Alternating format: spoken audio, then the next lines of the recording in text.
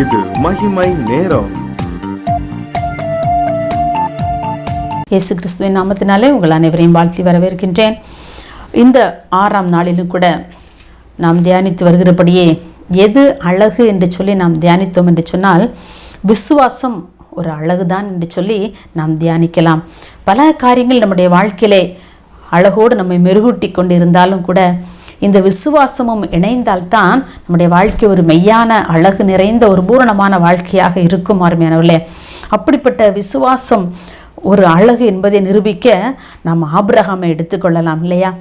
இந்த ஆபிரகாமிற்கு விசுவாசத்தின் தந்தை என்று சொல்லுகிற ஒரு பெயரும் உண்டு.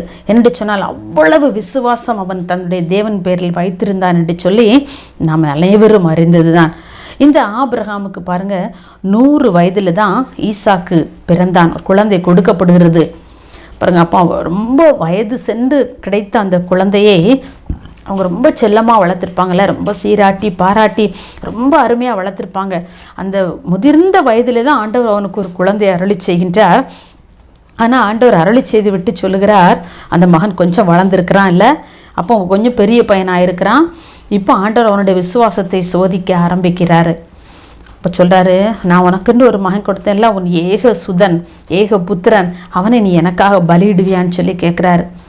அப்போ ஆபிரகாமுக்கு எப்படி இருந்திருக்கும்ல, நம்முடைய வாழ்க்கையில் ஆண்டவர் நமக்கு ஒரு பொருளை கொடுத்துருப்பார்னு சொல்லி யோசிச்சு பாருங்கள். அந்த பொருளை நீ எனக்கு ஆண்டவர் விடுங்க, உலக பிரகாரமாக ஒரு மனிதர்கள் நமக்கு ஒரு ஆசையாக ஒரு பொருள் வாங்கி தந்திருக்காங்க. ஒரு 1 hour கழிச்சு இல்லை ஒரு நாள் கழித்து அந்த பொருளை எனக்கு தந்துரு அப்படின்னு சொன்னால் நம்ம மனசு எவ்வளோ வேதனைப்படும். அழிந்து போகிற ஒரு பொருள், அதுக்கே நம்ம ரொம்ப அங்கலாய்ப்போம்ல. ஆனால் பாருங்கள், ஆண்டவர் அருமையாக ரொம்ப வயதுக்கு அப்புறம் ஒரு குழந்தையை கொடுத்துட்டு ஆண்டவர் கேட்குறாரு, அந்த குழந்தைய நீ பலியிடுவியான்னு சொல்லி. ஆண்டவருக்கு பலியிடுறதுக்கு பலி பொருட்களாக இல்லை, ஆனால் ஆண்டவர் அவனுடைய விசுவாசத்தை சோதிக்க வேண்டும். என் மகன் எப்படி விசுவாசத்தில் நிலைத்திருக்கிறான், அந்த விசுவாசம் என்கிற அழகு அவனில் காணப்படுகிறதா என்று சோதித்து பார்க்க வேண்டும் என்று சொல்லி ஆண்டவர் விரும்புகின்றார். ஆகவே தான் ஆபிரகாமிடத்தில் கேட்குறார். ஆபிரகாம் அதற்கு எந்த மறுப்புமே சொல்லலை. சரி ஆண்டவரே என்று சொல்லிவிடுகிறார். ஒரு 3 நாள் பிரயாணமாய் போய் தான் ஆண்டவர் சொல்கிறார், நீ இங்கே உங்கள் வீட்டு பக்கத்துலலாம் எனக்கு பலியிடாண்டா, நான் குறிக்கின்ற மலையிலே, மோரியா மலையிலே தான் நீ உன்னுடைய குமாரனை எனக்கு பலியிடணும்னு சொல்கிறார். அப்போ ஆண்டவரே சரின்னு சொல்லிடுறாரு. ஆனால் இந்த காரியத்தை சாராளிடத்தில் சொன்னதாக பைபிளில் வேதத்தில் எங்கேயுமே கூறப்படவில்லை. ஏன்னா ஒருவேளை சாராளிடத்தில் சொல்லியிருந்தா சாராள் தன்னுடைய மகனை ஆபிரகாமோடு அனுப்புவதற்கு கூட ஒருவேளை தடை பண்ணியிருக்கலாம். தடை பண்ணிவிடுவாள் என்று சொல்லி ஆபிரகாம் அவளிடத்திலே சொல்லாமல் இருந்திருக்கலாம். அவளை அழைத்து போனதாகவும் இல்லை, வேதத்தில் நம்ம வாசிக்க முடியாதுல்ல. இப்போ சில வேலைக்காரங்களை கூட்டிகிட்டு போகிறான், அந்த கழுதையை கூட்டிகிட்டு போகிறாங்க, மகனை கூட்டிகிட்டு போகிறான், ஆபிரகாம் போகிறாரு, பலியிடுவதற்கு தேவையான எல்லா காரியங்களையும் எடுத்து போகிறாங்க. அந்த 3 நாள் பிரயாணமாய் போகிறாங்க. அந்த மலையை நெருங்கும் போது ஆபிரகாம் சொல்லுகின்றார். அப்போ அதுக்கு முன்னால் அவருடைய மகன் கேட்குறான் ஈசாக்கு, அப்பா நம்ம எல்லாம் கொண்டு போகிறோமே, நெருப்பு கொண்டு போகிறோம், தகன பலிக்கு விறகெல்லாம் கொண்டு போகிறோமே, ஆனால் பலிக்கான ஆட்டுக்குட்டி பலி பொருள் இல்லையப்பா அப்படின்னு சொல்லி கேட்குறான். அப்போ அவனுக்கு இருந்து எவ்வளோ விசுவாசம் பாருங்கள். சொல்கிறார், ஆண்டவர் பார்த்துக்கிடுவாருப்பா அப்படின்னு சொல்லி ஆபிரகாம் சொல்லுறார். இன்றைக்கி அதை நம்ம வாழ்க்கையில் நம்ம சிந்தித்து பார்ப்போம். இப்படிப்பட்ட ஒரு காரியத்தை ஆண்டவர் செய்ய சொல்வாருன்னு சொன்னால், இன்றைக்கி நானும் நீங்களும் செய்ய ஆயத்தமாக இருக்கிறோமா? அப்படிப்பட்ட விசுவாசம் ஆண்டவர் எப்படி என்றாலும் எனக்கு என்னுடைய மகனை திரும்ப தந்து விடுவார் என்று சொல்கிற விசுவாசம் நமக்கு இருக்கிறதா? இல்லை. நம்ம ரொம்ப தயங்குவோம். ஐயோ ஆண்டவர் இப்படி கேட்டுட்டாரு, இத்தனை வருஷத்துக்கு அப்புறம் எனக்கு என் மகளை கொடுத்துறாரு, ஆனால் இப்படி கேட்டுட்டாருன்னு சொல்லி ஆண்டவரை தான் குறை சொல்வோம். ஆனால் இந்த ஆபிரகாம் ஆண்டவரை குறை சொல்லவே இல்லை. அப்போ அப்படியே போகிறாங்க. தகன பலிக்கான ஆட்டுக்குட்டியை ஆண்டவர் பார்த்து கொள்வார்ப்பா, கர்த்தர் பார்த்துக்கிடுவார்ப்பா, நீயே அவத்தை பற்றி கவலைப்படுதுன்னு சொல்லி மகனுக்கு சமாதானம் கூறிவிட்டார். இப்போ வேலைக்காரர் இடத்துல சொல்கிறார், மேலே மலையில் ஏறுறாங்க. அப்போ வேலைக்காரங்க சொல்கிறாங்க, நீங்கள் இங்கே இருங்க, மலையின் அடிவாரத்திலே நீங்கள் இருந்துருங்க, நானும் என்னுடைய மகனும் அந்த மோரியா மலையில் போய் பலியிட்டு ஆண்டவரை தொழுது கொண்டு நாங்கள் திரும்பி வருவோம் என்று சொல்லி அவன் சொல்லுகிறான். ஆபிரகாம் அவனுக்கு எவ்வளோ பெரிய ஒரு விசுவாசம். ஆதியாகமம் 22ஆம் அதிகாரம் 5ஆம் வசனத்தில் பின்பகுதியில் நம்ம அதை வாசிக்கின்றான்.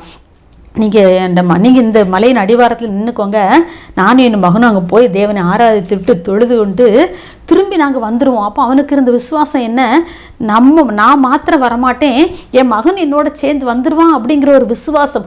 ஒருவேளை நான் அவனை தகன பலியாக ஆண்டவருக்கு செலுத்தின பின்பும் என் மகன் ஒருவேளை செத்து போயிருந்தாலும் கூட ஆண்டவர் எனக்கு அவனை உயிர்ப்பித்து தருவார் அப்படிங்கிற ஒரு விசுவாசம் அந்த ஆபிரகாமுக்குள் இருந்தது. எத்தனை அழகு இல்லையா? இந்த ஆபிரகாமுக்கு இருந்த வயோதிபன் ஆனாலும் அந்த ஒரு விசுவாசம் என்கிற அழகை ஆண்டவர் அவரிடத்தில் பார்க்கின்றார். இன்றைக்கு இந்த விசுவாசம் என்கிற அழகு என்னுடைய வாழ்க்கையிலும் உங்களுடைய வாழ்க்கையிலும் இருக்கிறதா? நம்ம எப்படியெல்லாம் நம்ம சோர்ந்து போகிறோம்ல, ஒரு சின்ன பலவீனம் வந்தவுடனே, ஒரு சின்ன பிரச்சனை வந்தவுடனே, ஒரு பாடுகள் வந்ததுடனே, ஒரு வியாதி வந்தவுடனே அப்படியே நாம் ஒடுங்கி போகிறோம். நம்முடைய ஆவி ஒடுங்கி போகிறது, சரீரம் ஒடுங்கி போகிறது, ஆவிலே பலன் இல்லாமல் போகிறது. ஆனால் பாருங்கள், ஆபிரகாமுக்கு அந்த விசுவாசம் அவனுக்குள் மேலும் துளிர்த்தது என்று தான் சொல்லலாம்.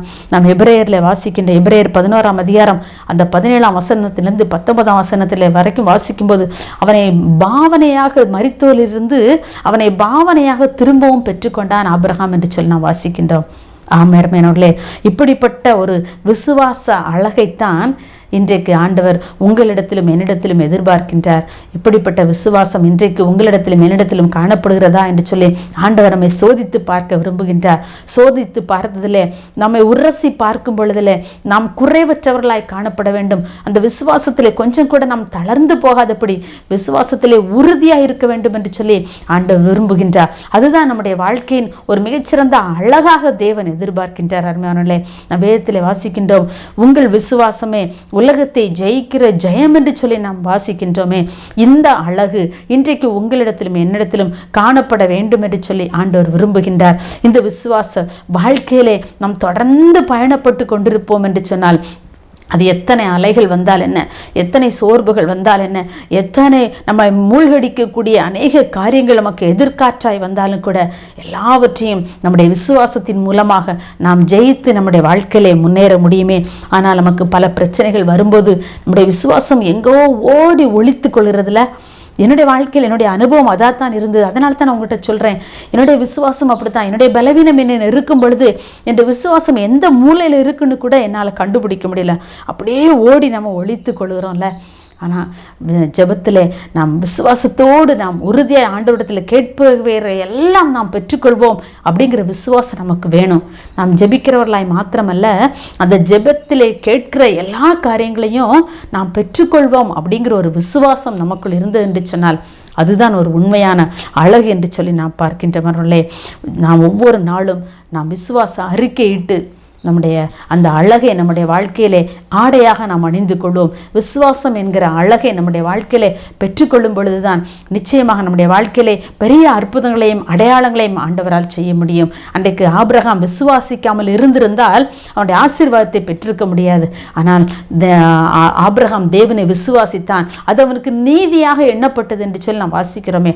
அப்படிப்பட்ட ஒரு காரியங்கள் நம்முடைய வாழ்க்கையிலும் விசுவாசத்தில் நாம் மேலோங்கி நிற்க அதுவே நம்முடைய வாழ்க்கையின் அழகை அந்த இருக்கிற அழகை மெருகூட்டத்தக்கதான கிருபைகளையும் தர நம்ம ஆண்டவரிடத்தில் ஜெபிப்போமா?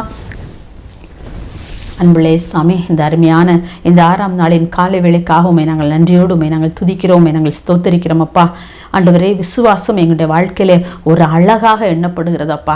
எங்களுடைய புறம்பான அலங்கரிப்பு எவ்வளவு இருந்தாலும் எங்களுடைய வாழ்க்கையிலே ஆவிக்குரிய வாழ்க்கையிலே அப்பா விசுவாசம் எங்களிடத்தில் இல்லை என்று சொன்னால் நாங்கள் ஒன்றுமில்லை ஆண்டவரே. விசுவாசம் இல்லாமல் தேவனுக்கு பிரியமாக இருப்பது கூடாத காரியம் என்று சொல்லி நாங்கள் எபிரேயரிலே வாசிக்கின்றோமே. நாங்கள் விசுவாசம் இல்லாமல் நாங்கள் உம்முடைய சமூகத்தில் நாங்கள் கேட்கிற ஆண்டவரை ஜெபிக்கிற எந்த காரியமும் எங்களுடைய வாழ்க்கையில ஒரு நாளும் நடைபெறாத ஆண்டவரே. விசுவாசத்தோடு நாங்கள் உம்முடைய சமூகத்தில் ஒவ்வொரு நாளும் கெட்டி சேர்ந்து ஆண்டவரே அப்பா நாங்கள் கேட்கிற ஒவ்வொரு காரியங்களையும் நீர் எங்களுக்கு அருளி செய்வீர் என்கிற விசுவாசத்தை எங்களுக்கு இந்த நாளிலே அப்பா பிள்ளைகளுடைய இருதயத்திலே வைக்கும்படியாக நாங்கள் ஜெபிக்கிறோம் ஆண்டவரே. ஆபிரகாம் விசுவாசித்தானப்பா, நீர் அவனுக்கு அதை நீதியாக எண்ணினீரே.